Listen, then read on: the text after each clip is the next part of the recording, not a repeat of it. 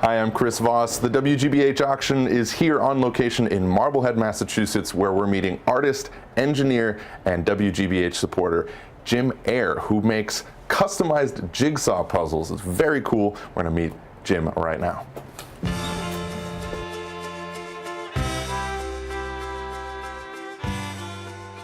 So we're here in your fantastic studio here where you make these customized jigsaw puzzles, which is something that's very unique. Tell us about your process. I started this business in 1986. I don't know where the time went. That was a long time ago. I was an engineer. After Yale, I followed the job, and that was Rockford, Illinois. When I finished with that, I had another job as a salesman, and that was a disaster. And then I decided I'd just go make wooden jigsaw puzzles because I liked them. But in order to make a wooden jigsaw puzzle, you had to do it by hand, which is very, very precise and requires a great deal of coordination, hand-eye coordination, which I don't have. But when you have a point like a water jet, you can do anything. You can do anything you want that way, and it really works very well.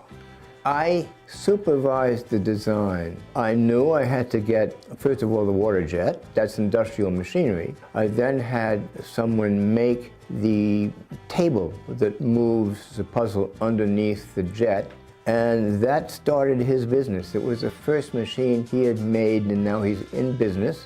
I had to find the software. The software making the puzzles is a generic software called AutoCAD, but to integrate the puzzle design with the machine control, I had to hire someone to make special software to do that. It took quite a while to do it. I wasn't making puzzles for maybe a year and a half, maybe two. And that may be why I have a little less hair now than I otherwise would have if I just had some kind of a 9-to-5 job. But in the 80s, I was doing it, you know, cutting edge. Of course, cutting edge then is antique now.